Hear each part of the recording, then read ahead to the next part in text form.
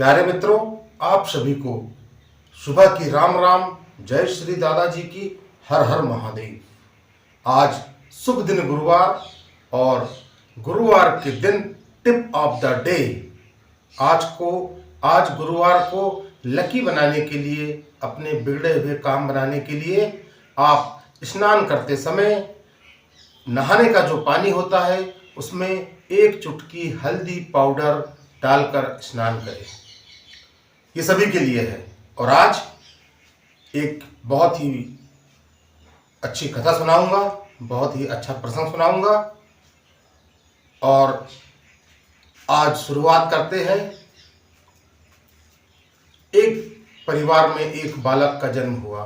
बालक धीरे धीरे बड़ा हुआ, युवा अवस्था में आ गया, 20 वर्ष का हो गया। उसमें कोई अवगुण नहीं थे, बस अवगुण एक ही था कि खाता बहुत था। खाने बैठ जाए तो 5-5 लोगों का भोजन अकेले ही समेट दे। खाता बहुत था। परिवार वाले ने एक महात्मन से पूछा, महात्मन यह खाता बहुत है।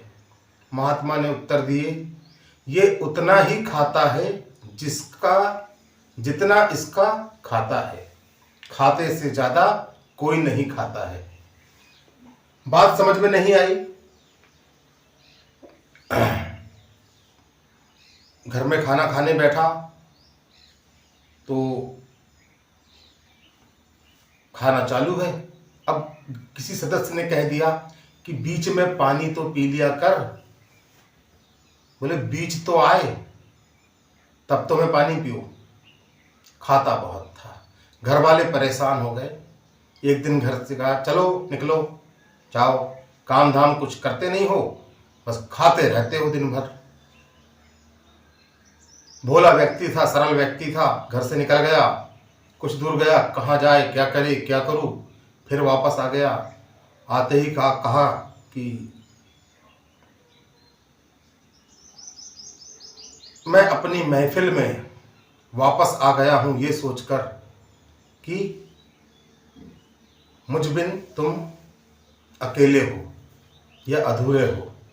नहीं, बोले कोई अकेला अधूरा नहीं है, जाओ तुम अपना काम करो। महफिल में वापस आ गया हूं इस ख्याल से। नहीं, बोले कोई तुम्हें याद नहीं करता है, जाओ। बोले ठीक है। निकल गया, घर से बाहर चला गया और जाते हुए देखा कि एक मंदिर के बाहर एक पुजारी बैठे हुए हैं, महंत के मंदिर के। उन्हें देखा और देखकर से अच्छे तंदुरुस्त थे। बोले खाते पीते जान पड़ते हैं। बोले गुरु जी प्रणाम प्रणाम प्रणाम। गुरु जी आप कौन है? बोले हम इस मंदिर के पुजारी हैं, महंत। अच्छा, आप महंत जी हो? जी। और 2-3 चेलों को देखा, वो भी तंदुरुस्त, हष्ट पुष्ट। बोले ये लोग ये हमारे चेले हैं, शिष्य है हमारे। अच्छा। तो गुरुजी खाने पीने का बहुत भंडार है, भोग लगाओ और जो बचे तो सब खाओ मिल बांट कर। तो गुरुजी आपके यहाँ कितनी पंगतें होती है? बोले बेटा, बोले हमारे यहाँ 5 पंगतें होती है। बोले अच्छा। बोले गुरुजी हमको चेला बना लो। बोले बन जाओ। कंठी डाली, तिलक लगाया, बन गए चेले। घर में हुई खटपट, चल बेटा मठ, मांग आटा, खाए रोटी, भर पेट। ठीक है, चेला बन गए। अच्छा गुरुजी आपके यहाँ पंगत कितनी है? हमारे 5 पंगत बैठती, 5 पंगत होती, 5। अच्छा तो गुरुदेव हम 5 में बैठे तो? बोले इतना खाते हो? हाँ गुरुजी क्या करें, बैठो कोई बात नहीं। बन गए चेले।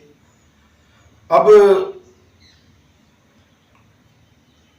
एक सुबह सब राम राम, एक दूसरे से सब राम राम करे, रसोईया भी राम राम करे। गुरुजी के पास आया दौड़ता भागता। बोले गुरुजी आज कुछ हलचल दिखाई नहीं देती, रसोई में सब कुछ साफ दिखता है, ना चूल्हा जला, ना हंडी चढ़ी, ना कोई सामग्री तैयार हुई। आज क्या बात है गुरुजी? गुरुजी ने कहा हम तुम्हें बताना भूल गए, आज एकादशी है और एकादशी के दिन अन्न का सेवन नहीं करना चाहिए। अब तुम हमारे चेले हो गए, शिष्य हो गए, तो आप भी वैष्णव हो गए। वैष्णव को एकादशी के दिन अन्न का परित्याग करना चाहिए। तो आज तो भोजन नहीं पकेगा मठ में, मंदिर में। गुरुजी आपके और भी तो चेले होंगे। हाँ है, तो उनसे करवा लो गुरुजी व्रत, हमसे ना करवाओ। अगर हमने आज एकादशी कर ली तो कल शायद ही द्वादशी देख पाए। गुरुजी सोचे अब क्या करें इसका, तो चल ठीक है, बोले वो नदी किनारे जाओ और भोजन तो बना लोगे। हाँ गुरुजी बनाना ही पड़ेगा, मरता क्या नहीं करता। ठीक है, तो आटा, चावल, दाल, गुड़, शक्कर, घी सब दे दिया। बोले बनाओ और उधर ही नदी का पानी पियो, वहीं खाओ। ठीक। अच्छा हाँ, बोले एक बात ध्यान रखना कि प्रभु को भोग जरूर लगाना, श्री राम जी को भोग जरूर लगाना, ठाकुर को भोग जरूर लगाना। बोले ठीक है गुरुजी। गए नदी किनारे बनाने बैठे, बड़े देर में भोजन बना, भूख लगी जम के। इधर भोजन बड़ी लेट बन रहा है क्योंकि आता नहीं था, बहुत दिन आता ही नहीं था, बनाया धीरे धीरे। अब बन के जो तैयार हुआ तो याद आ गई गुरुजी की कि भाई भोग लगाना है प्रभु को। अरे भोग लगाने के लिए निकाले प्रसाद, पवन प्रसाद निकाल लिए, थाली सजा दिए। अब भगवान का आह्वान करे तो बस राजा राम आइए, अपने भोजन का भोग लगाइए। प्रभु नहीं आए तो फिर दोबारा राजा राम आइए, भोजन प्रसाद का भोग लगाइए। प्रभु फिर भी नहीं आए। सरल व्यक्ति था, भोला व्यक्ति था। कहा देखो प्रभु, मंदिर के भरोसे न रहना, हम तो मंदिर से पीछे छुड़ा के यहां भाग के आए। आज एकादशी है प्रभु, आज मंदिर में भी कुछ नहीं मिलने वाला। प्रभु ने इतना सुना और झट प्रकट हो गए। ठीक है, प्रकट हो गए। अब इसे लगा कि प्रभु अकेले आएंगे। देखा तो बाजू में सीता मैया। अरे प्रणाम प्रणाम प्रणाम किया। बोले प्रभु ये कौन है?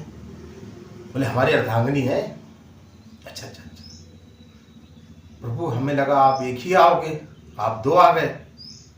खैर कोई बात नहीं, आप इतने सुंदर मनमोहक लगते हो, कोई बात नहीं, पाओ प्रसाद पाओ, भोग पाओ और हमें भी पाओ।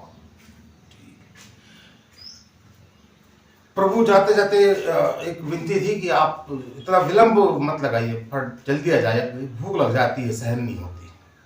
अच्छा ठीक है। अगली एकादशी फिर दिन बीते, एकादशी फिर आई।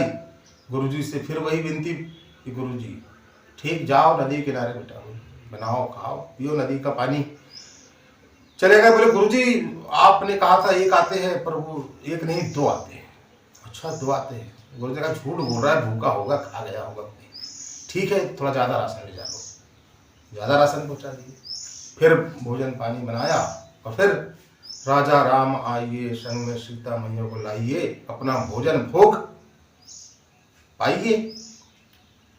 मैं न जानू आचमन, न विनती तेरी न पूजन पाठ। बोले श्री राम, प्रभु हमको कुछ नहीं आता है, आचमन नहीं आता, पूजन पाठ नहीं, स्नान कुछ नहीं, बस राजा राम आइए, संग सीता मैया लाइए, भोजन प्रसाद पाइए। अब ऐसा लगे कि प्रभु जैसे इंतजार ही कर रहे हो एकादशी को। खट से प्रभु प्रकट हुए तो राम संग सीता संग लक्ष्मण आए। इनने ज्यों देखा तीन, फिर देखे रोटी तरफ, फिर देखे श्री प्रभु तरफ। बोले प्रभु पहले दिन आप हमें लगा एक आओगे, आप दो आए। अब हमें लगा दो आओगे तो आप तीन आए। अच्छा चलो ठीक है। तो प्रभु ये कौन है? ये भाई है, छोटे भाई है हमारे। अच्छा श्री लक्ष्मण जी जी, तो सगे भाई है कि लगे पगे? नहीं सगे भाई है हमारे। भोला सरल व्यक्ति था। बोले प्रभु एक विनती है कि आपका गुरुजी ने कहा था कि प्रभु को भोग लगाना है। अब आपके सारे खानदान का हम ठेका लेके तो नहीं बैठे। प्रभु जी हंस दिए, सीता मैया भी मुस्कुराई। लक्ष्मण जी कहते हैं वाह प्रभु, अच्छी जगह लाए हो, अच्छी आओ भगत हो रही है। चलो ठीक प्रभु, लेकिन आप तीनों इतने सुंदर लगते हो तो भोग पाओ, प्रसाद पाओ, हमें पाओ। अच्छा प्रभु जाते जाते बोले कि आप थोड़ा अगली बार कितने आओगे थोड़ा बता दीजिएगा। ना हम आ जाएंगे ठीक है। तीसरी एकादशी आ गई। फिर वही क्रिया पूरी, बना बुनू के प्रसाद रखा, ये वो आह्वान, श्री राम आइए संग सीता लाइए, श्री लक्ष्मण भ्राता संग आइए। ठीक है भाई, प्रभु खट से हाजिर हो गए। और जब प्रभु हाजिर हो गए तो देखे तो राम लक्ष्मण संग सीता और हनुमंत, भरत शत्रुघ्न। अब बोले प्रभु यहां तक तो ठीक था, आप चारों भाई आ गए, सीता मैया आ गई, पर ये बानर को कहा ला, ये बानर, इंसान जो भगवान प्रभु छोड़ बानर को भी ले आए आप। चलो ठीक है, लेकिन प्रभु एक बात बताए हम आपको, हमको पता नहीं था आप कितने लोग आने वाले हो, इसलिए हमने भोजन बनाया ही नहीं। मोह रखा है सब, बनाइए, खाइए और नदी का पानी पीजिए। अब प्रभु ने सोचा कि भैया अब ये जाके झाड़ के नीचे बैठ गए। तो बोले आपने बनाया क्यों नहीं? तो बोले काहे को बनाया, जब मिलना ही नहीं है तो बनाना ही क्यों? ये भी ठीक। अब भिड़े लक्ष्मण भरत शत्रुघ्न सब अपने अपने काम से, चूल्हा चौका सफाई, ये वो लकड़ी की व्यवस्था, हनुमान जी सफाई करे, ये सब पूरी क्रिया हुई। भोजन पे जब जैसे ही सीता मैया बैठी, अब जब रसोई सीता मैया बना रही हो तो महात्मा संत साधु देवगण, मैया हमें भी प्रसाद चाहिए। अब ये तो आंख मूंद के बैठ गए। तो श्री राम ने, प्रभु ने कहा कि क्यों भाई आप क्यों आंख बंद करके बैठे हो? बोले प्रभु जब हमको मिलना ही नहीं है तो हम आप लोगों को खाते हुए भी नहीं दिख सकते। ठीक है, बैठे। जब साधु संत का जमावड़ा, पूरा राम दरबार आ गया, तब हलचल सुनाई दी, तब इन्होंने आंख खोल के देखी तो देखे तो पूरा राम दरबार सजा हुआ है, सीता मैया रसोई कर। अब ये और माथा पीटे, थोड़ा बहुत मिल भी जाता, लेकिन अब ये आ गए और तो अब तो ये भी नहीं मिलना है। बैठ गए, रो रहे। अब गुरुजी ने सोचा कि यार इतना 12 सेर आटा ले गया, गुड़ घी और अन्य सामग्री भोजन की, जरा देखो तो करता क्या है, बेचता तो नहीं है, क्या करता है। गुरुजी पीछे पीछे पहुंच गए, देखे तो झाड़ के नीचे बैठा है बढ़िया। जैसे गुरुजी देखा, अरे गुरुजी आप धन्य हैं, आप अच्छे हो गए, आप आ गए। देखो आपने हमारे पीछे भगवानों की कितनी फौज लगा दी। भगवानों की फौज लगा दी? कहाँ लगा दी, कहाँ है? अरे प्रभु ये तो है सारे, ये है, पर हमें तो कोई दिख नहीं रहा। तो सरल व्यक्ति, भोला व्यक्ति ने कहा प्रभु आप हमें देखते हो, वैसे गुरुजी को भी दिखो, नहीं तो ये हमें झूठा समझेंगे, हम पर यकीन भरोसा विश्वास नहीं करेंगे। तो श्री राम जी ने कहा कि नहीं, हम इन्हें नहीं दिख सकते। नहीं प्रभु, दिखना ही होगा, हमारे गुरु है, हमसे श्रेष्ठ है, योग्य है, श्रेष्ठ है। श्री राम जी ने कहा श्रेष्ठ है, योग्य है, लेकिन तुम्हारे इतने सरल नहीं है, सहज नहीं है। अरे नहीं प्रभु, दिखना तो होगा। तो अब शिष्य के विनती पे श्री राम का पूरे दरबार का दर्शन गुरु जी को हुए।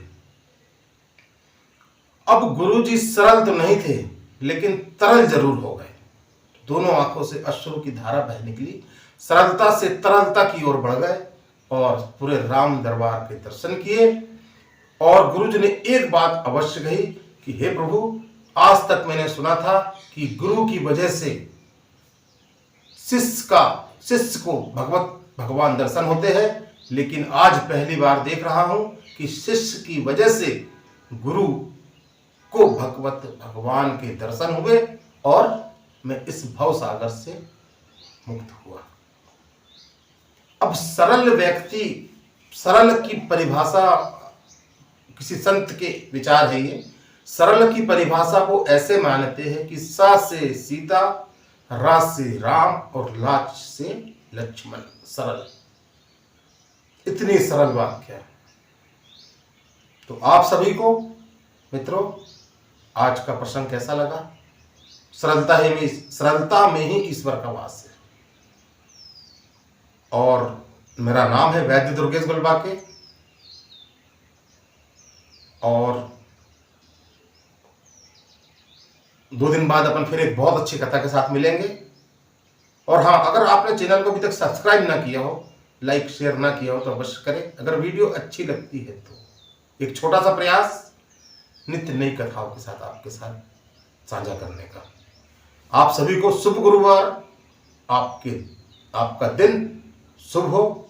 जय श्री दादाजी की, हर हर महादेव। और हाँ, कोई लकवा, साइटिका, सर्वाइकल, गाठियावाद, कंधा, कमर, घुटनों के दर्द से अगर परेशान हो तो मुझे सोराइसिस, एक्जिमा, मोटापा, मधुमेह, इन रोग से अगर परेशान है तो एक बार कॉल अवश्य करिए। हो सकता है मैं आपके कोई काम आ सकता हूं।